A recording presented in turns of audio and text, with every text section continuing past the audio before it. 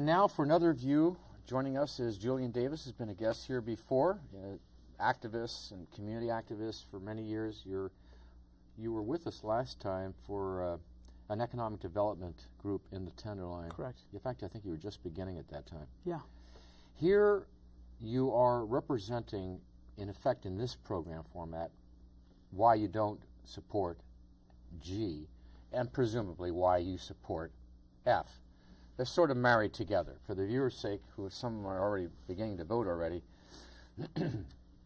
you do not like the plan that F represents. I do like the plan that F represents. What do you like about it? I don't like the plan that G represents. What I like about F is that it would create some binding, some mandates around producing affordable housing in the Shipyard and Candlestick Point. And I think we've had a lot of really noble intentions and stated goals of the city's policymakers around how much affordable housing we want to see developed in San Francisco, but we're not reaching those goals yet. But I don't think there's anybody except those advocates in the eastern neighborhoods who's ever talked about 50% being affordable housing. No, our general plan calls for 64% affordable housing. That's what it calls for, Sure. But the reason why it's never been enacted because it can't be done economically. I mean, Supervisor Daley, who essentially originated the proposition you're talking about, which is F, requiring 50%, has said that it is in effect a poison pill, as Lennar and the advocates of G say. It's a poison pill. That is, it would kill the project. Well, just a couple of corrections. Lennar has called it a poison pill. And the question of economic feasibility, I don't think that's a settled question at all. If you look at, for instance, just a couple months ago in the Chronicle, an article about the Octavia Boulevard plan, and there's a section of that plan that is redevelopment land that is being handed over to a developer for $1. The plan is for 50% affordable on that parcel. If you look at 900 Innis, which the Tenderloin Housing Clinic is looking at developing out in India Basin area, because it was gifted to them by another developer, they're able to do, and they're proposing to do, 50% affordable housing. So it has to do with land value. When the land value is that low, when you're getting that amount of the land for $1, it does become economically feasible to build 50% affordable housing. I read that. I'm sure I read that it also was Supervisor Daley who was quoted as saying, "Yes, it's effective." No, that was Kofi Bonner that called it the poison pill. Okay, well then the site that I went to, which it was a blog, quoted Supervisor Daley as saying that as well. The fact is that the difference is, as I see it, you do have infrastructure needs for Hunters Point. Unlike the Octavia project or even the Cassidy project, the roads are in place. You're basically talking about land and building the building.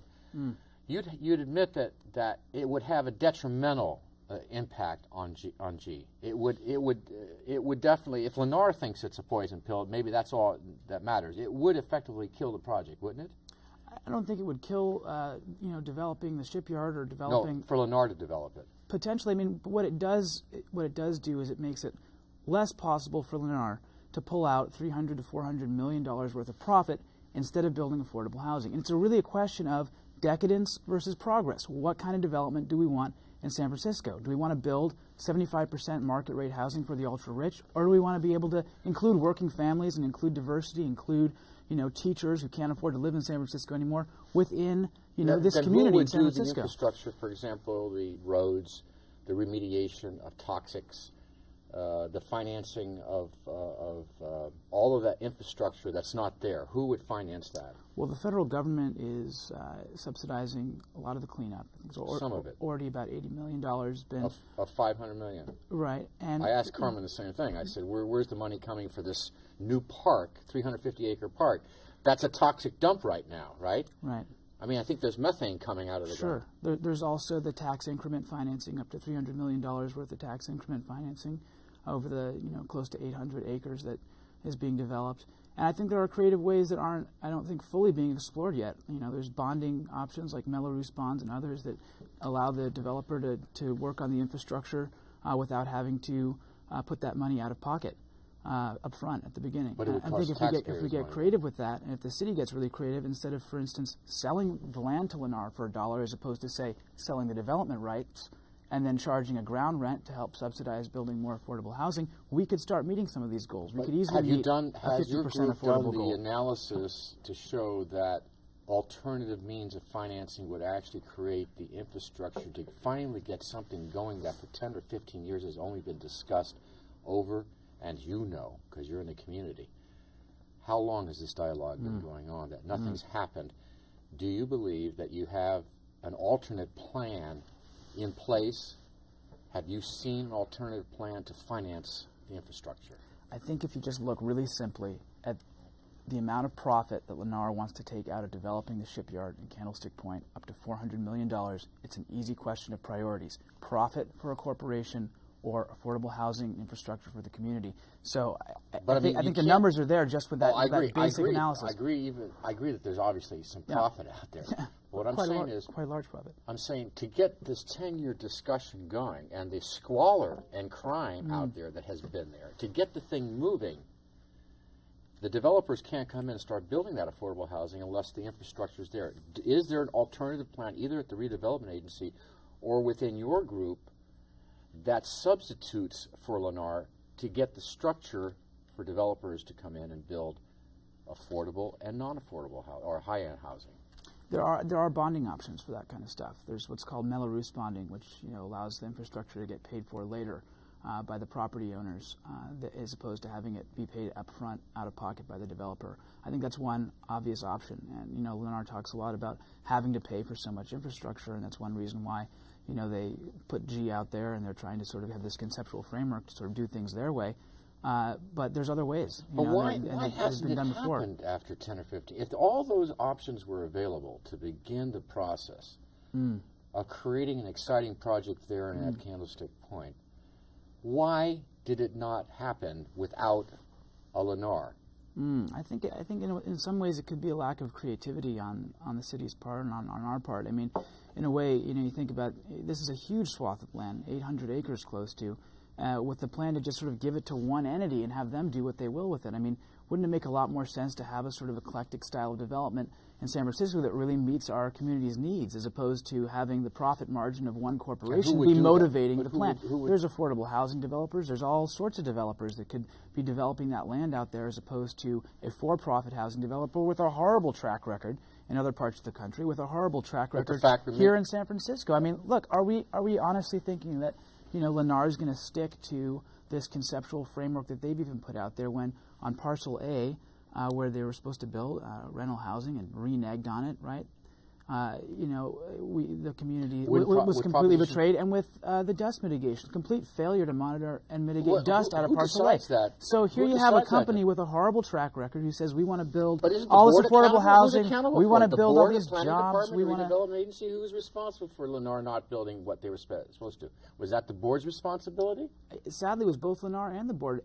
Both times. How could the board let that happen then? That's a good question. I have a question as well about that. How does our quote-unquote progressive board of supervisors here in San Francisco allow Lennar to renege on building rental housing on Parcel A and not hold them accountable for spewing asbestos dust into the community and having adverse impacts on people's health? Progressive board of supervisors. That's what I'm asking. I do ask that because it is, and that's why I think the community really needs to take a stand here and say, look, we're not going to allow this to happen. It's clear that our local government's letting Lennar off the hook. That's not acceptable. Does Proposition G, though, put more obligation on Lennar? Does it become the framework where if they have to produce a certain amount of affordable housing, they have to produce a certain amount of affordable? There'll be much more watchdog capability of the board or the redevelopment agency to see a master developer completely going beyond what they were supposed to. I mean, it would be a far different thing, wouldn't it, at that point, once the parameters are set? Well, I mean, and this is what's I think a little bit scary about the Proposition G, is that it's completely non-binding. There's a lot of shoulds and encourages and anticipates that there's going to be affordable housing levels and jobs and parks for the community, but there's absolutely no requirement that they stick to that. And that's the motivation behind putting F on the ballot. It creates binding language where G has non-binding language. It requires you don't trust the board of supervisors. Look, I don't trust Lennar necessarily to stick to these goals that they've stated, because they haven't stuck to them in the past. But the board's responsible. And the board has let them off the hook in the past when they haven't stuck to what they promised, and that's unfortunate. But I think that's why F's so important, that the voters get to sort of mandate, the voters get to approve some strict requirements here and some binding requirements. But you would have to admit that if you vote for F and you vote for G, you got to admit that G is pretty much killed by F. I mean, there's no way that those two can be consistent. I don't see why that would be the case, actually. F is actually, it's compatible with G. So if they both pass, it just requires that if Lennar is going to develop that site, that they build out a certain level of affordable housing up to they build 50% affordable with levels that are affordable to people who make 30%, 60%, and 80% of area median income. And that's consistent with the population that's currently in Bayview, where you have, $37,000, median income. You have about 67% of the people living at or below 80% of the median income. 1 in 6 families living on, less than $10,000 a year. So are you building a community that is going to include the kind of people that are currently in Bayview, or are you going to we might as well just leave it as it is for the ultra-rich? It would seem like you have a balance between trying to improve the community and a community that has had some real tough. First of all, there's a lot of wealth in the community. A lot of people own their own homes there. The highest home ownership in the city. So there's a lot of wealth there, but not necessarily a lot of income there. But a lot of home ownership, but not necessarily a lot of wealth. kids. And the thing is that there's more crime and more lack of hope in that community. You're saying if you maintain the affordability of the housing and you kill a Lennar, or Lennar walks away, and you have no other developer who wants to come in, don't you really stand by the status quo? At least you've maintained the integrity of the community? I don't see why we can't have the creativity to develop that land out there and even have multiple developers develop the land. Why do we have trust the board? Why do we have such such a low level of creativity in our thinking that we think we got to hand this over to one Julian, developer to take care of 800 acres when we could could easily have a sort of eclectic style of development where many different affordable housing developers and for-profit developers you don't as well trust the board of supervisors, are engaged in a creative process. You just said you don't trust the board of supervisors. Particularly on holding Lennar's feet to the flame and holding them accountable, no. And all it was I'm asking you for what was going on out there. You do not trust the board of supervisors. What was eventually built or being built right now? What I'm saying is that where a couple times in the past we've seen promises made by Lennar, and they've reneged on those promises, and the Board of Supervisors has not held them accountable to their promises. That's been problematic, and that's why I think it's important that we have a voter mandated So you don't appear to be requirement. negative, so your group doesn't appear to be just a poison pill. What I'm trying to see is, if that should fail, if G should fail, and for that matter, F fails, the voter throws up their hands, where is this creativity going to come from when it's not coming from the board, it's not coming from redevelopment agencies, not coming from the community because they've had 10 years? Where all of a sudden do we go next? I think that we need to continue the community process around meeting the community's goals. I think things like F are a perfect example of how we can see the Proposition F is a perfect example of where there are some real stated community goals around the levels of affordable housing that we need in San Francisco, and so you make it a binding requirement that whatever development does that. Then who brings? Well, you see, affordable housing developers. Yeah, they're going to build all the infrastructure. There are creative ways with bonding that you can build, which the beautiful thing about creativity is it doesn't have to exist now. It comes out of, and I finished the discussion with Carmen Policy the same way I'm finishing with you. I'm very frustrated that I don't understand why we're even voting on this right now. All right, Julian, I trust your passion, I trust your commitment, and I think you made a strong case. Let the voters decide, okay? All right, thank you, Art. And we'll see you next time. You can now watch previous episodes of San Francisco Unscripted on demand. Go to Channel 1, then Bay on Demand, then Comcast Hometown, then SF Unscripted, and pick the show you want to watch.